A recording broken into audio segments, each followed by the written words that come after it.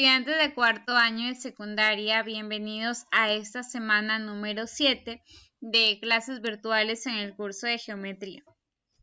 Bien, el día de hoy vamos a ver un nuevo tema. Ya hemos estudiado lo que es las rectas paralelas, ángulos formados por rectas paralelas y una secante, también los ángulos. Hemos aplicado las propiedades básicas, por ejemplo, en ángulos formados por rectas paralelas hemos aplicado lo que corresponde a la regla de la escalera, o el ángulo que está en medio es igual a la suma de los ángulos que miran al otro lado. También de los lados perpendiculares, cuando suman 90 los otros dos ángulos que forman parte de una figura de 4 lados será 180 grados, ¿no? Luego hemos desarrollado los ejercicios, ¿no? Aplicando todas estas propiedades. El día de hoy vamos con el tema acerca de los triángulos. Veremos todo lo que corresponde a la teoría. Ya saben que esta es muy esencial, ¿no? Para poder desarrollar correctamente los ejercicios y sobre todo no aplicar un correcto procedimiento. Ya empezamos con la teoría que les voy a mostrar a continuación. Primero, los triángulos es aquel que se forma al unir tres puntos que son no colineales, ¿no? Recuerdan que colineales son aquellos que están en una misma recta. Me dicen no colineales mediante segmentos de recta. ¿Cuáles son los elementos? Aquí sí hay vértices, igual, ¿no? A, B, C. Los lados que son los segmentos AB, BC y AC. La notación es un triángulo pequeño ABC. Se lee triángulo ABC o de vértices A, B y C. ¿Cómo calculamos el perímetro de un triángulo? Obviamente es la suma de todos los lados, ¿no? A, B y C. Ya esto es el perímetro, ¿no? La suma de todos sus lados. Muy bien. Propiedades fundamentales. Aquí sí es primordial saber esto, ¿no? Alfa más beta más zeta es 180 grados. La suma de los ángulos interiores de un triángulo siempre es, ¿no? 180. Por ejemplo, alfa más beta más zeta. Y luego los ángulos exteriores, por ejemplo, X más Y más Z es igual a 360 grados.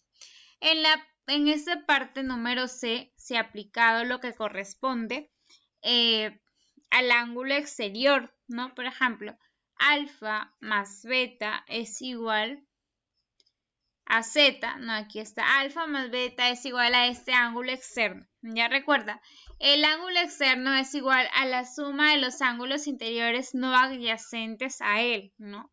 No están cerca a él. Por eso Z es igual a alfa más beta. Después, X, el ángulo externo de X es igual a beta más θ, ¿no? Y por último, el ángulo Y es igual a alfa más θ. Esto corresponde a la propiedad de los ángulos interiores, la suma de los ángulos exteriores y también la propiedad del ángulo exterior, que el ángulo que está afuera es igual a la suma de los ángulos que están adentro, o sea, no son adyacentes a él. La relación de correspondencia, ¿en qué consiste? Si ustedes observan aquí, beta es mayor o igual a alfa y mayor a θ. Si B también es mayor al lado A y al lado C. Quiere decir que a lados menores se le va a poner ángulos menores, a lados mayores se le opone ángulos mayores, ¿no? Por eso ahí está B mayor que A, mayor que θ, entonces el lado B también será mayor que A y mayor que C. Ya eso es la relación de la correspondencia. Muy bien. Y la relación de existencia de un triángulo. Ya aquí cualquiera de los lados, por ejemplo A, el lado B o el lado C, va a estar comprendido entre dos valores, entre dos entre dos números. Uno que va a ser la resta de los otros dos, por ejemplo, A está comprendido entre B menos C y entre B más C. Y luego también puede ser que B está comprendido entre lado A menos C y el lado A más C. Y finalmente el lado C está comprendido también en B menos A y en B más A. Esto se llama la relación de la existencia. La relación de la existencia. Continuamos. Clasificación de los triángulos. ¿Cómo se clasifican estos? Según sus lados, ¿no? Según las medidas de sus lados, por ejemplo, tenemos el triángulo escaleno, el triángulo isósceles, ¿no? Y el triángulo equilátero. ¿Qué quiere decir triángulo escaleno? Que todos los ángulos y lados serán diferentes, por ello está allí. A es diferente de B, B es diferente de C, C diferente de A, alfa es igual a beta, alfa es diferente de beta, beta también de tita y tita diferente de alfa. Recuerda que un triángulo escaleno, todos sus lados serán diferentes, ¿no? Tienen otras medidas. Eso es un triángulo escaleno. Muy bien, continuamos con lo que corresponde al triángulo isósceles, nos faltaría, y el triángulo equilátero, ¿no? Un triángulo isósceles tiene dos lados y dos ángulos iguales. Por ejemplo, AB es igual a BC. Ya eso es isósceles. Por ejemplo, sus lados son A y A. Y tiene un lado B que es diferente, ¿no? Obviamente a los demás. AC es la base. Ya A es diferente de B. Y alfa, claro, también es diferente de beta. Ya eso es lo que corresponde al triángulo isósceles. Continuamos con el triángulo equilátero. Es aquel cuyos lados son congruentes, en este caso 60 grados, ya que la suma de ellos es 180. Además, sus lados también tienen la misma medida. Se le ha colocado allí una variable A. El triángulo equilátero también es considerado una figura regular, ya que sus lados y ángulos son congruentes. Triángulo equilátero. Entonces recordemos, según sus medidas, según las medidas de sus lados son el triángulo escaleno, el triángulo isósceles y el triángulo equilátero. Según las medidas de sus ángulos también hay tres, el triángulo acutángulo, rectángulo y el triángulo obtusángulo. Cuando es acutángulo, todos sus ángulos interiores, en este caso, son menores a 90 grados, ¿no? Ahí está alfa menor a 90, beta menor a 90 grados y tita menor también a 90. Esto es triángulo acutángulo. El triángulo rectángulo, su ángulo en este caso se mide 90 grados. Aquí sí hay una hipotenusa que es el lado AB que se le ha colocado una variable C y los catetos que son AC y BC, ¿no? Que en este caso miden A y B. Aquí sí se puede aplicar lo que corresponde al teorema de Pitágoras, ¿no? Que A cuadrado más B cuadrado es igual a C cuadrado, siempre y cuando sean triángulos de 90 grados, triángulos rectángulos. Sí se puede aplicar allí el teorema de Pitágoras. Esto es el triángulo rectángulo. Nos faltaría uno que es el triángulo obtusángulo, ¿no? Sus ángulos, basta que uno de sus ángulos sea mayor de 90 pero menor a 180 grados para que se considere como tal, ¿no? Ahí tenemos las variables alfa y tita si son ángulos agudos y solamente beta sería un ángulo obtuso, ¿no? Un ángulo obtuso mayor de 90 grados. Ahora, algunas líneas notables que también se van a utilizar en el desarrollo de ese tema de triángulos son las siguientes. Primero, El uso de ciertas líneas en el triángulo son tan frecuentes e importantes que es necesario detallarlas y mostrar las relaciones angulares que ellas determinan.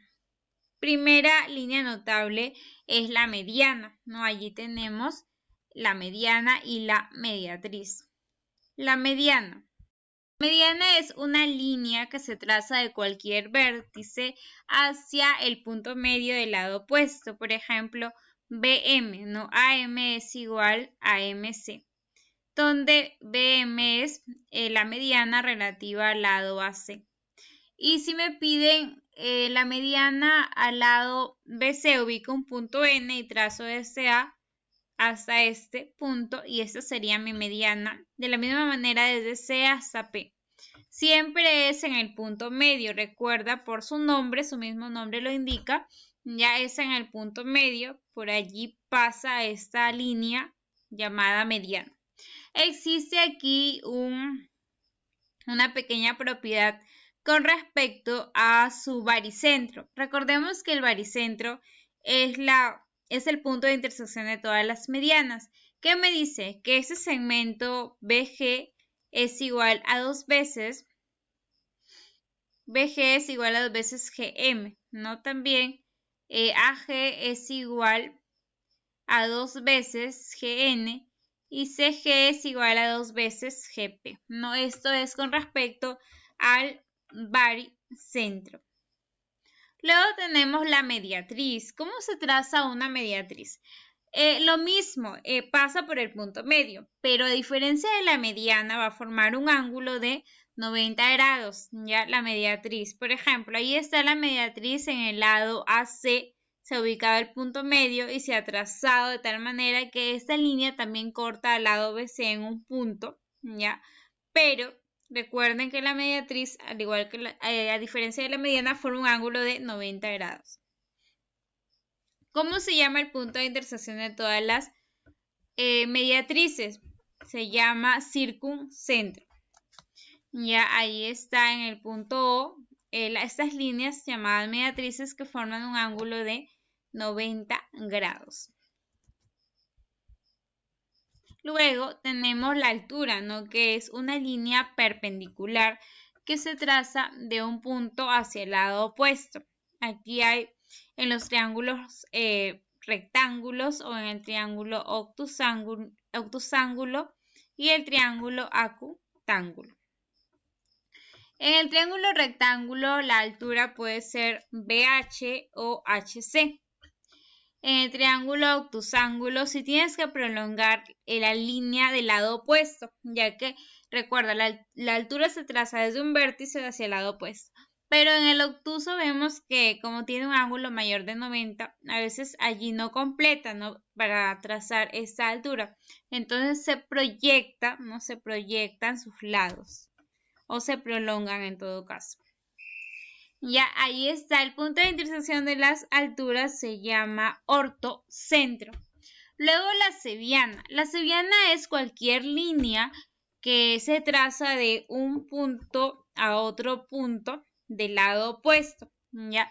La cebiana mayormente son como líneas auxiliares para formar triángulos isósceles, ¿no? Y a partir de ello calcular ciertos lados que nos piden en el problema. Luego tenemos la bisectriz, hay bisectriz interior, bisectriz exterior, ¿no? Aquí la bisectriz interior BF y la exterior también, ¿no? Pero recuerda que allí primero ubicas, ¿no? El ángulo externo y ya a partir de ello, ¿no? Aplicas lo que corresponde, en este caso, a la bisectriz, ¿no? El punto de intersección de todas las bisectrices se llama incentro. Luego hay propiedades. Cuando un ángulo está formado por dos bisectrices, ¿no? Interiores, allí X, es igual a 90 más θ sobre 2. Y en el caso de que se tengan ángulos exteriores, entonces X será igual a 90 menos θ sobre 2. Ya en una se va a sumar y en la otra se va a restar. Y aquí tenemos otras dos propiedades, cuando hay bisectriz interior y exterior, y cuando hay bisectriz y altura